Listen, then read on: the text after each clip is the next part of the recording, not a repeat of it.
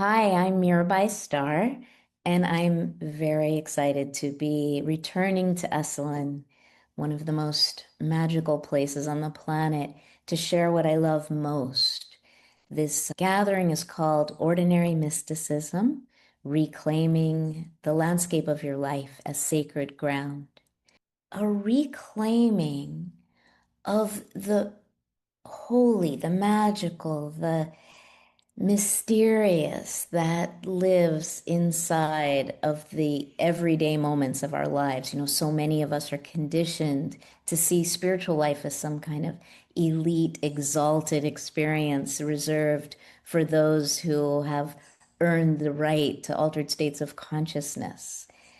But what we're really up to in this gathering is recognizing the sublime aspects of our ordinary everyday experiences. We're going to be using meditation and silence, chanting and singing, a lot of conversation in the form of small group dialogue and full group sharing.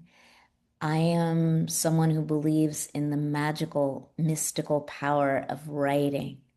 So we're going to be writing together, not as a way to come up with something to publish later, but as a spiritual practice in itself, as much as meditation or chanting.